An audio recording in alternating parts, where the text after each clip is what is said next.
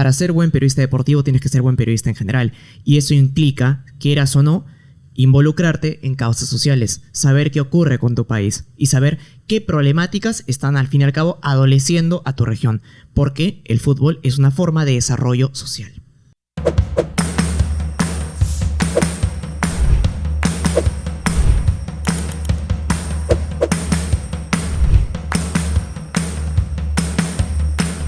Bienvenidos a Perú Libre y Posibilidad, un videopodcast en el que reflexionamos sobre el Perú por medio de libros de autores peruanos que justamente reflexionan sobre el Perú. En este nuevo capítulo vamos a analizar el libro Ese gol existe, del sociólogo Aldo Panfichi, quien nos muestra que el fútbol no solo es un deporte, sino también es una ventana para entender al Perú, ¿no? A distintos niveles. Y también, bueno, en este caso me acompaña Yesenia Álvarez. Hola Diego, ¿cómo estás? Efectivamente vamos a analizar este libro. Aldo Panfichi es el editor y junta varios ensayos y vamos a tocar especialmente algunos de ellos relacionados a la sociología del fútbol, un poco a la historia, la rivalidad entre clubes y también un poco cómo forma parte de la identidad cultural, cómo el fútbol termina reflejando nuestra sociedad, aspectos políticos, económicos, sociales y culturales, y a la vez cómo el fútbol termina representando esos aspectos. ¿Es un reflejo o es una representación? Para eso contamos con dos amantes del fútbol y amantes de los análisis políticos y sociales. Me acompaña Nicolás Bayón, periodista deportivo. Bienvenido, Nicolás. Gracias, Yesenia. Un abrazo para Aura, también para Diego, que nos acompaña en el día de hoy.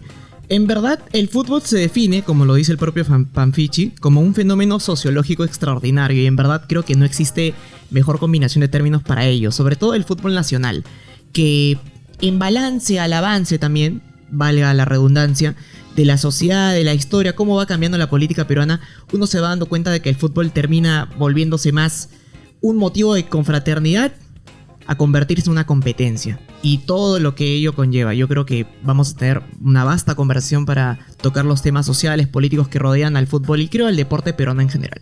Gracias, Nicolás. Aura Arbulú, también analista política, gran amiga, y siempre estamos con ella en procesos de reflexión democrática sobre el país. Bienvenida, Aura, un gusto estar aquí contigo. Muchas gracias, Yesenia, y muchas gracias, Diego. También un gusto compartir mesa con Nicolás. Yo siempre tengo esta frase que repito, que es que el fútbol es lo más importante dentro de las cosas menos importantes. Lo digo todo el tiempo porque refleja en parte mi vivencia con el fútbol. Y como desde muy chica, siguiendo los pasos de mi abuela, básicamente he sido una, no analista, sino una fantástica seguidora de la selección peruana. Pero muchas gracias, estoy súper interesada en ver qué depara el día de hoy. Genial, muchas gracias Aura, muchas gracias Nicolás. Empezamos, simplemente quisiéramos saber sus primeras impresiones y reflexiones sobre el libro, ¿no? ¿Qué les ha parecido Ese gol existe? ¿No? Sobre todo sobre esta comparación que hace de fútbol con la sociedad peruana, ¿no? Podemos empezar con Aura. Claro, bueno, en principio no había escuchado sobre este libro antes, así que leerlo fue como entrar a un mundo nuevo, precisamente porque era también entender el fútbol desde adentro, el fútbol de manera histórica, el fútbol como identidad. Y creo que eso hace Aldo con este libro, es un poco explicar cómo el Club Alianza Lima, cómo el Club Universitario de Deportes, cómo Cienciano, cómo todos estos clubes que siempre he escuchado en la liga o la profesional terminan creándose o cómo surgen. Para mí lo más importante o lo más interesante ha sido saber cómo el club, yo no sabía cómo la U había surgido, por ejemplo, soy de la Alianza, por cierto. Me parece fascinante además porque siento que en los peruanos, al menos cuando llegamos al Mundial, cuando hace muy poco, todos teníamos esta sensación de que el fútbol era todo y que yo le creía todo a Cueva y que yo le creía todo a Carrillo y me hacía feliz, era un momento donde me hacía feliz y también era un proceso muy doloroso de observar que los clubes no estaban reflejando o no estaban trayendo lo mejor a la selección nacional y que al final era este proceso de estar últimos o penúltimos sabiendo que podíamos dar más. Claro, una mirada del fútbol como selección nacional, pero también hay una historia a nivel de clubes o digamos de los campeonatos nacionales. ¿Qué te ha parecido a ti, Nicolás, el libro? A mí particularmente, mencionabas el tema de histórico. Los capítulos que más disfruté fue sin duda el momento de la profesionalización. Cómo la conceptualización del fútbol pasa de ser de un deporte de gente pudiente, de inmigrantes ingleses, a ser un deporte practicado en su mayoría por el pueblo. ese proceso, ese cambio social, incluso que tiene varias aristas políticas dentro de sí, me pareció fascinante. Una segunda opinión que podría dar es que en el primer capítulo, de hecho, Panfichi dice: el potencial académico del fútbol está bastante infravalorado. Yo estoy completamente de acuerdo con ello. Nos estamos olvidando de que el deporte como tal nos sirve como un estudio también a la sociedad. Los cambios, los diversos matices que tiene dentro de este, y sobre todo cómo podemos mirar el deporte como un punto desarrollador a los defectos que tenemos como sociedad. Yo siempre lo he visto de esa forma, como que el deporte o el fútbol puede tener elementos positivos y que al fin y al cabo pueden ayudar a la vida de las personas.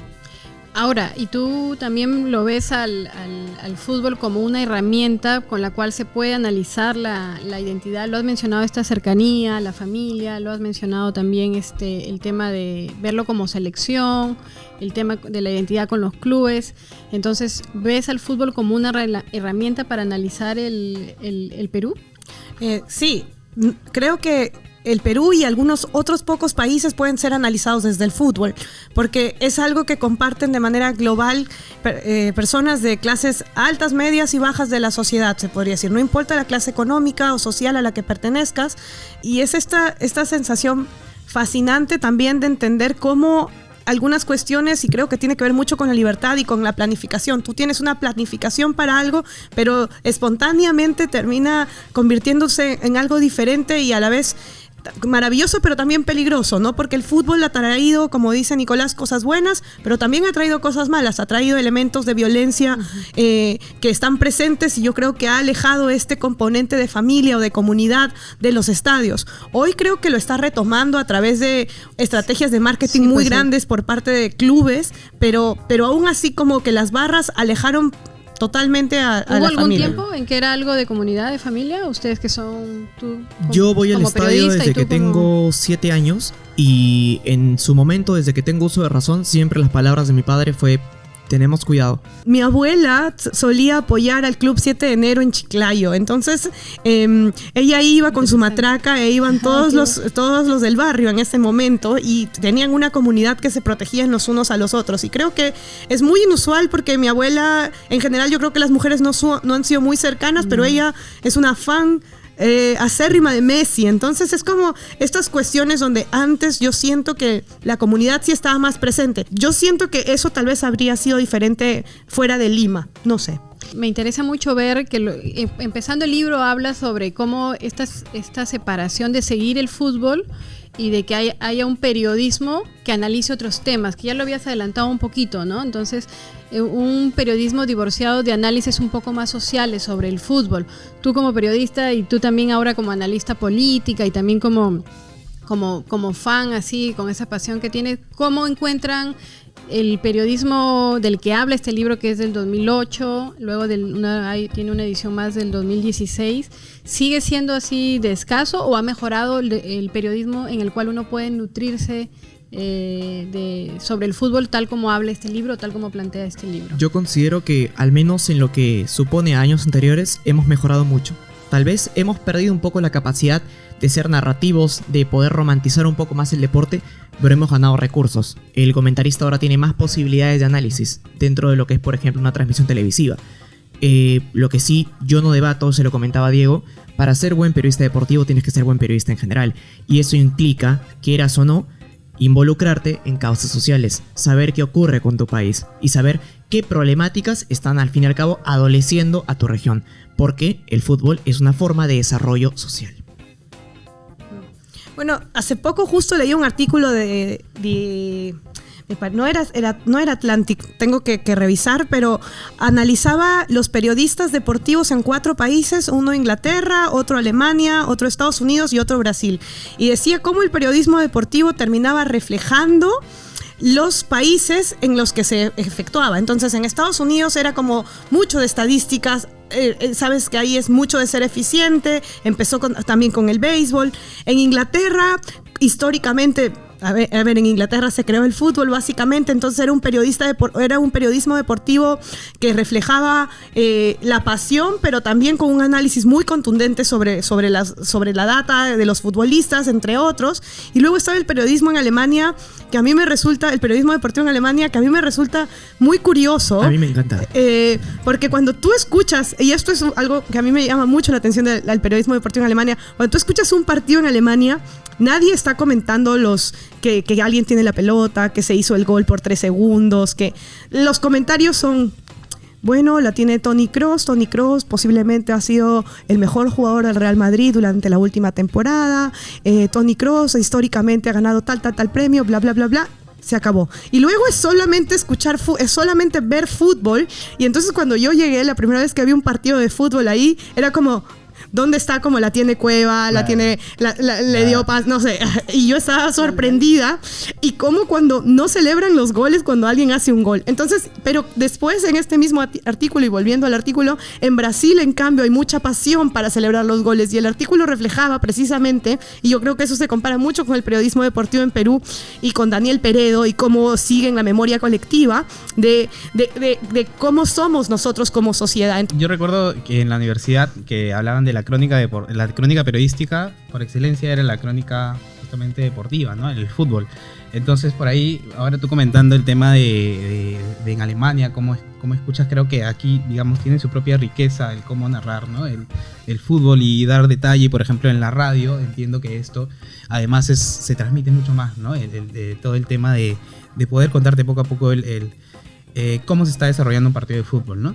Y por otro lado, ya que estaba mencionando un poco sobre el periodismo deportivo, a mí siempre he tenido un poco la impresión, con todas las cuestiones que puede haber en general por mejorar en el periodismo en general, en el caso del periodismo deportivo no podía yo un poco diferenciar un poco al fan con el periodista, ¿no? Entonces, como el periodista como que vive demasiado, incluso toma una posición, ¿no? Muchas más veces que creo que en otros áreas del periodismo, ¿no? No sé si ustedes y también en otros deportes creo también, ¿no? También, ¿no? en Específicamente hablando del deportes, fútbol. sobre todo en Estados Unidos con la NBA pasa bastante. Eso es lo que mucha gente no sabe. Los comentaristas en inglés de la NBA muchas veces son extremadamente partidarios. Es algo que ocurre, creo, en diversos deportes. Pero no es que se tome un bando. Yo creo que en todo momento llega un momento de la vida del joven que quiere estudiar periodismo deportivo, sea por fútbol, por básquet o por vóley, que tiene que disociar y decir, ok, yo he seguido durante toda mi vida a este equipo. A partir de hoy, este va a ser estrictamente mi trabajo y yo no puedo diferenciar la emoción que voy a poner con un equipo y con otro. Yo puedo defender ciertas ideas, les puedo defender ciertos argumentos, pero la profesión está sobre todas las cosas. Lo que pasa es que uno, cuando está trabajando, tiene que encargarse, al menos en el caso de los relatores, de que el espectador neutral se emocione. Que el espectador del hincha del equipo rival se moleste. Y que el espectador o el oyente del equipo que está ganando tenga ganas de apagar la televisión y poner nada más tu relato de fondo. Esto que comenta Nicolás a mí me parece interesante porque en tiempos donde los clubes se enfrentan cada vez más, donde hay más violencia y hay esta división sintáctica, dice lo que no soy. Semántica y sintáctica. Correcto, lo que no soy como club, ¿no? Él aún así rompe como ese esquema como periodista deportivo, lo cual me parece curioso. En otros países no ocurre y no sé cómo ustedes cómo ustedes ven este tema de entre violencia, sociedad peruana y fútbol también. Ahí yo tengo algunos análisis también. Mi experiencia con el fútbol no es tan cercana, pese a que, digamos, sí me gustan los de la selección, pero me abruma un poco cuando la gente se vuelve ya muy fanática. Un ejemplo de política, todo es fútbol, lo comparan con el fútbol. Y entonces, o lo que comenta también, en que pasan primero de ser una actividad para compartir en familia a un fenómeno en el que terminas insultando a otro. Eso yo lo he visto con personas profesionales. Supongamos que conozco de una maestría, estoy una maestría con ellos y algo, y de pronto veo en su Facebook diciéndole gallina, insultando al otro. Entonces no puedo comprender eso, cómo llegan, y que se parece un poco al box también, cuando se ponen frente a frente y se pelean, ¿no? Entonces esa parte es la que no me gusta a mí del fútbol, A ¿no? mí me parece hasta un poco infantil por momentos. Pero todo el fútbol tiene que ser así, ¿ustedes lo entienden así? Es una parte. Yo no lo entiendo así, pero por supuesto que uno puede, con la pasión, y sobre todo el anonimato que te brinda estar en un estadio, o lo que entendíamos antes en redes sociales, donde todos éramos impunes de escribir lo que queríamos, o si tenemos una cuenta falsa en Twitter, etcétera. Me gusta lo que dices, Yesenia, sobre este tema de violencia, porque yo siento que esto se parece un poco también a la política peruana en estos días. Uh-huh. ¿Por qué? Porque hoy en día vemos a un congresista siendo agredido en un club, en una discoteca, y la gente está como, es un meme, es que risa, ¿no? Claro. Y es lo mismo en el fútbol, como, no, le quité la banderola al equipo contrario, mira lo que soy, mira. Sí. Y si no hay un pare, y si no hay un pare institucional, entonces esto se termina descontrolando. Yo creo que si no hay una decisión institucional de la U, o de la Alianza, o de la Aurich, porque piensan que siempre tiene que haber este tipo de violencia, porque eso es parte del fútbol, entonces al final temas como racismo, homofobia, que están súper cercanos a nuestra sociedad peruana, se van a mantener impunes. Claro, es como el chiste, ¿no? Como ya pasó. Claro. Súper arraigados también a la cultura del fútbol aquí en el Perú, vale decir. Yo estoy bastante en contra, lo he manifestado públicamente más de una vez, con las actitudes de algunos dirigentes deportivos de clubes importantes aquí en el Perú, que no tienen, claro, entiendo de que el rol de querer cancherear, de querer siempre encender la rivalidad, claro, pero eso le corresponde al hincha, hasta al jugador, no a un dirigente. Tú como dirigente estás encargado de administrar y de representar al club. Si te encargas más de hablar del rival, o de constantemente demeritar a un rival, que de enaltecer las acciones de tu club, creo que ahí hay un problema. Sí, es lo que después es un deporte con el que se puede disfrutar, ¿no? Esta parte que mencionan en el libro, un ensayo que habla, ya lo mencionaste un poco ahora, la parte semántica, ¿no? Que tú te defines en un equipo por lo que eres, ¿no? Soy, digamos, de esta forma. Y la parte sintáctica es cuando te defines, lo explica así, por lo que no eres. Y ahí comienza un poco el antagonismo. Binaria. ¿Y ¿usted no lo encuentra relacionado con el antivoto en la política? O sea, nunca voto por lo que quiero, sino que últimamente en el Perú votamos por lo que no queremos y terminas votando por otras opciones, ¿no? Entonces, no sé si... Nicolás? Has hecho una analogía excelente, porque el 70% de los hinchas acérrimos que yo conozco, de Alianza Lima, Universitario, de Sporting Cristal, prefieren ser de ese equipo porque sus valores van totalmente opuestos a los valores del equipo del cual se le indicó que tenía que ser hincha. ¿Por qué crees de que ocurre a veces casos de que un padre es de la U y el hijo es de Alianza Lima? Porque precisamente él termina rechazando los valores porque no lo terminan representando. Interesante, no había pensado en analogía del antivoto, pero sí tiene total sentido de yo no voto por esto y porque esto no me define. Y hoy en día que los temas identitarios están por sobre todo lo demás, o nos han llevado a entender el uno al otro como casi un enemigo. Claro. Claro, por supuesto que me hace sentido a raíz del fútbol, y siendo el fútbol un deporte que despierta pasiones y hasta siempre democrático, ¿no? Lo que tú dices del antivoto, de lo que no soy, no sé si de chicos pensamos en eso.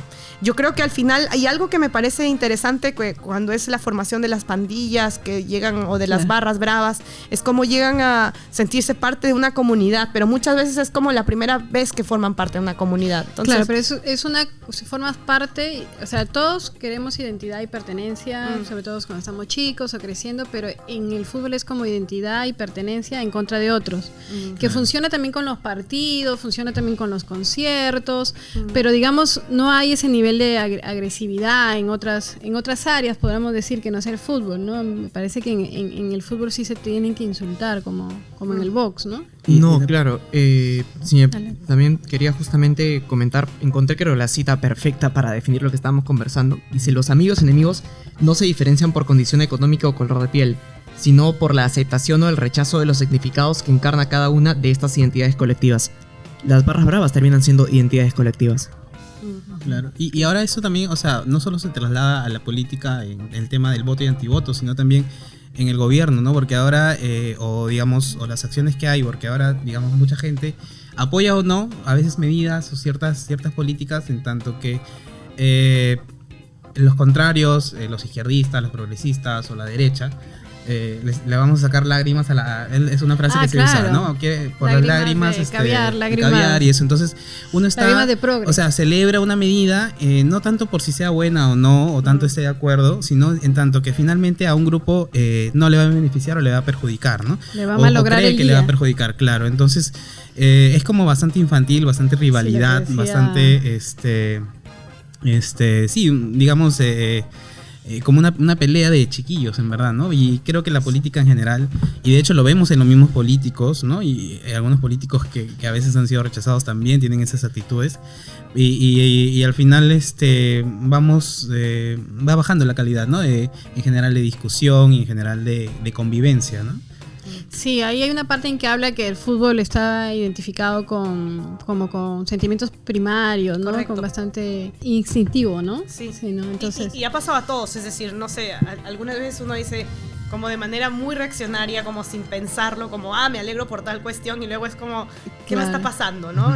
¿Por qué me estoy alegrando como de cuestiones tan simples? ustedes mencionaban, entre los dos escuché el tema de que es algo accesible, pero en el libro también, y se habla el tema de la desigualdad, ¿no? Entonces, entre clubes, ¿no? Y yo también no conozco mucho de clubes, pero viendo ya Perú contra Inglaterra, Perú contra Alemania, ¿cómo ven eso el fútbol? Porque hay un momento que dice que al final ahí es un tema de competencia equitativa, con las reglas, pero ustedes encuentran que de repente como viene la selección de Estados Unidos, no es lo mismo que la selección de Perú, pero a veces esa selección de Estados Unidos que le ha invertido más infraestructura, todo, pierde de repente ante otro equipo de otro país. ¿Cómo ven este tema de la desigualdad, la infraestructura, el acceso a entrenamientos, ¿no? Creo que el Perú, ustedes sabrán más también.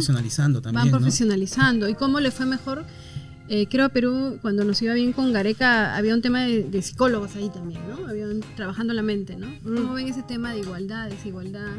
¿Es de verdad así tan accesible el fútbol? Yo creo de que este paralelismo se va a repetir de forma constante. El fútbol peruano es una representación del Perú como país. ¿Por qué los 3 equipos más poderosos de todo el país son de Lima? ¿Por qué? Porque siempre los mejores estadios están en Lima. Porque somos un país extremadamente centralizado.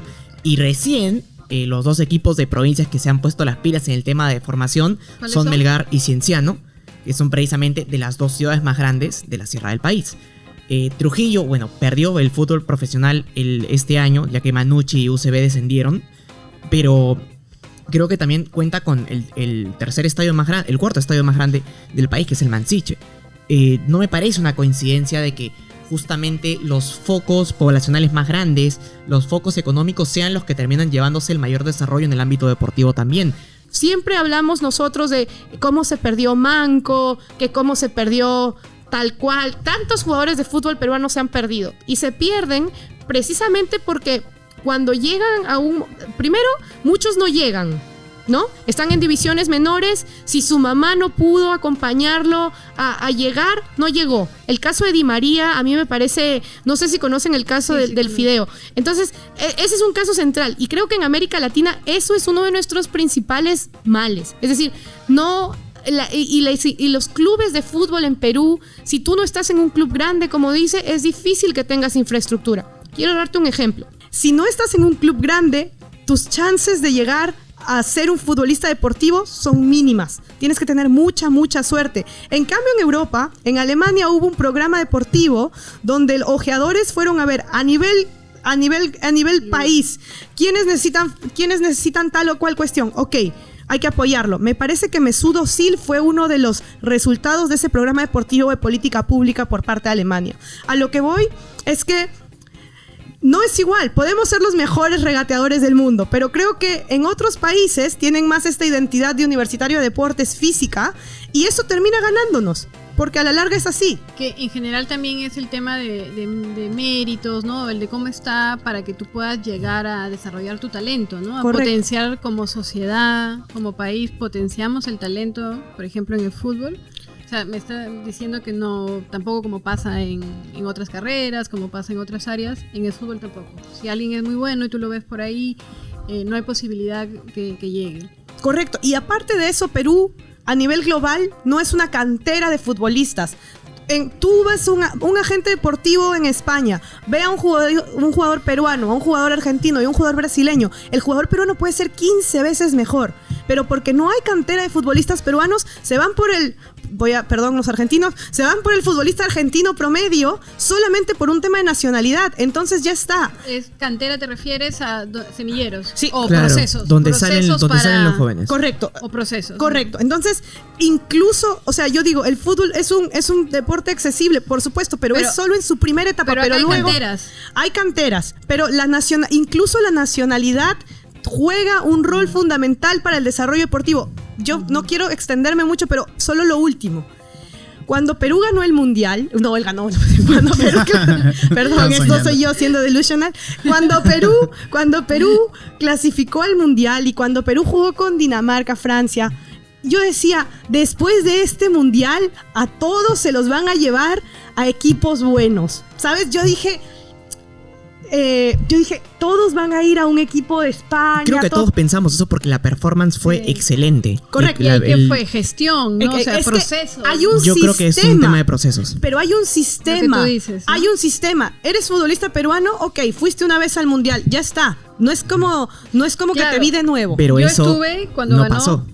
Claro. No, pero precisamente porque hay un sistema en el fútbol muy arraigado actualmente de los agentes que tienen muchísimo poder y que son de los principales responsables de que las crisis del fútbol aquí en Chile y en muchos clubes de América Latina esté como está. Y porque ahí al final ya al tema de corrupción. Correcto, porque Claro, te venden a un jugador y luego dicen, ponme también a este. ¿Cuáles son los incentivos ahí que se mueven? Que al final... Ahí le voy a dejar a Nicolás. No creo, ahí sí, tal vez no voy a estar de acuerdo con Aura. Yo creo de que no es tanto un tema de que haya una argolla en contra de los peruanos o de los chilenos o de los latinos. En general yo creo de que cada país termina haciéndose propaganda por sí solo. ¿Qué pasa si yo contrato a un futbolista peruano técnicamente excelente, dotado de un gran físico, rápido, veloz, que te marca bien el espacio, que juega en colectivo, excelente, 10 puntos, pero no me asegura nada de que el fin de semana no salga a tomarse una cerveza con sus amigos? Y que sí, puede jugar borracho el día domingo. Lamentablemente, eso termina pesando mucho. Y no solo eso, pesan factores como la poca adaptación, porque el peruano es mucho de estar con su familia, mucho de estar con su gente. Y una pregunta más ahí, ¿cómo ven ese papel que mencionan de las canteras? ¿Lo ven más privado de lo que tú mencionabas? ¿Ves el papel del Estado? ¿El Estado tiene que hacer algo de todas maneras? Se tiene que... usualmente hay mucha gente que dice que tiene que todo esto institucionalizarse, o sea, hacerse privado. Yo creo todo lo contrario, que debe hacerse público. Actualmente existe ya una unidad técnica de menores creada en la Federación Peruana de Fútbol dirigida por José Chemo del Solar, el popular Chemo, que se está justamente encargando de viajar por todo el Perú, por diversos países de todo el mundo, buscando a chicos con parientes peruanos o directamente buscando a los mejores de las categorías inferiores. Chemo está agarrando a chicos de 13 a 14 años porque a partir de los 15 a 16 no les sirven. Porque la capacidad de desarrollo y el potencial que pueden desarrollar en esos 2 o 3 años que llegan a convertirse en profesionales es muy poco. Él trabaja netamente en formación, desde lo mental, de lo físico.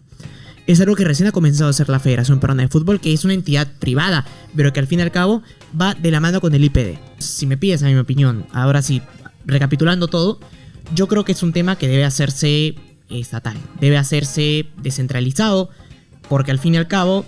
Yo sí pienso que los clubes, que nosotros debemos entender mejor el derecho a asociarnos. Creo que muchas veces cómo nos asociamos en pequeños clubes no termina de cumplir nuestras expectativas. Creo que también las élites económicas en las respectivas regiones deberían hacer más.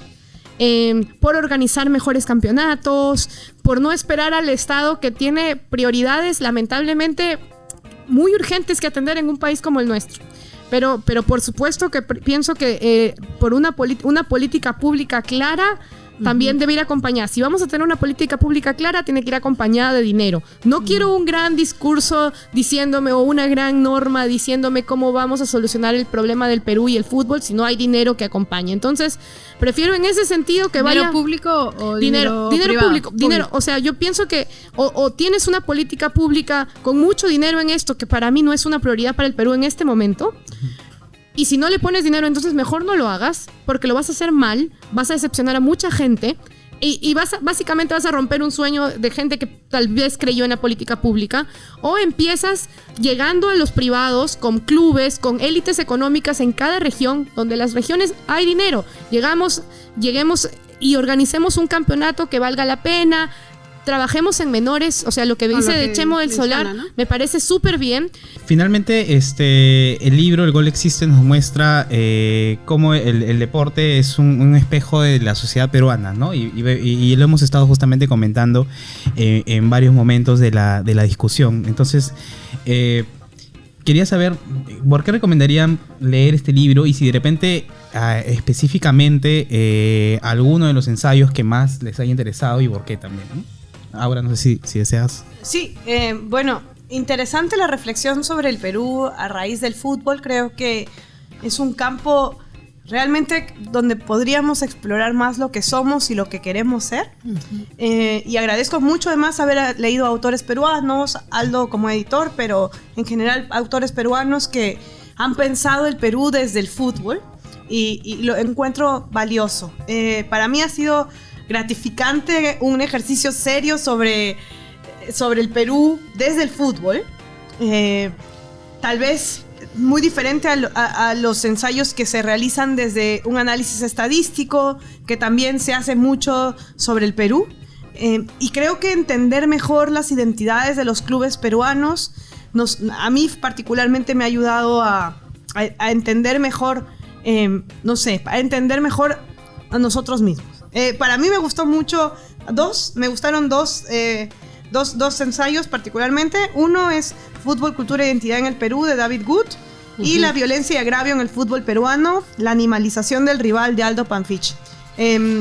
Esos dos, el primero porque hace realmente un análisis sociológico serio sobre el Perú, sobre su identidad, sobre cómo funciona la Alianza y el Universitario de Deportes, pero el segundo también sobre cómo entendemos la violencia en el fútbol peruano. Entonces, esas dos particularmente llamaron mi atención por si alguien quiere revisarlos. Yo recomiendo vastamente los capítulos entre el Offside y el Chimpún, las clases populares limeñas, de José de Ostúa, la Fundación de Alianza Lima, de Martín Benavides, la historia del primer clásico peruano, de Jaime Pulgar Vidal, y la verdadera historia de los Olímpicos peruanos en Berlín 1936, de Luis Carlos Arias Schreiber. Y recapitulando el libro, creo que he sido bastante resiliente en que el fútbol peruano y la sociedad, la cultura peruana comparten muchas cosas. La belleza, el fútbol peruano es uno de los más vistosos a nivel mundial en lo que hablamos de técnica, de virtuosismo. También el desorden, lamentablemente, ha crecido de una forma desordenada como nosotros, como sociedad. La violencia también termina adheriéndose al deporte como tal. Y el misticismo, porque dentro también del capítulo de Berlín 1936, uno se da cuenta de que toda esta tradición construida alrededor de una heroica hazaña de los peruanos que perdieron pero regresaron aplaudidos al país, no todo se cuenta de la forma como realmente se dio. Y eso no solo pasa en el deporte, sino también en muchos otros episodios de la historia peruana. Por lo que yo recomiendo bastante estos capítulos, pero sobre todo, y haciendo un resumen del libro, yo sí lo recomendaría, sobre todo para los que son periodistas deportivos también. A veces uno debe salir de su zona de confort, analizar también la sociedad, analizar el Perú, cómo está el país y sobre todo cómo van cambiando no solo el deporte, sino también la sociedad. Okay. Bueno, yo también quería comentar el libro, me parece muy interesante. A mí en mi caso, como les había comentado, no soy muy cercano al fútbol, pero sí en general como los análisis sociológicos, en este caso también nos cuentan historias, ¿no? Parte de la historia del fútbol, y eso me parece súper interesante, como tú mencionas, cómo surge Alianza Lima, y también este contraste con Universitario. Me parece genial enterarme de eso que yo por lo menos desconocía, y cómo fue el inicio, ¿no? Porque el inicio eran justamente, como lo hemos dicho, ¿no? Estos clubes más, era cierta élite, y eso cambió por completo, ¿no? Entonces, eso me parece súper interesante, y también que nos pueda permitir reflexionar en general describirnos como sociedad, ¿no? Y hacer estas analogías con la política o con algunos otros aspectos en general de la vida de los peruanos, ¿no? Gracias, Diego. Siempre es un gusto estar aquí en este video podcast contigo. Gracias, Aura. Gracias, Nicolás. Esto ha sido Perú, Libro y Posibilidad. Recuerden compartir el episodio y acompañarnos en estas reflexiones sobre aspectos políticos, económicos, sociales y culturales del Perú a través de libros sobre el Perú escritos por peruanos. Muchas gracias. Hasta la próxima. Gracias. Gracias, nos vemos.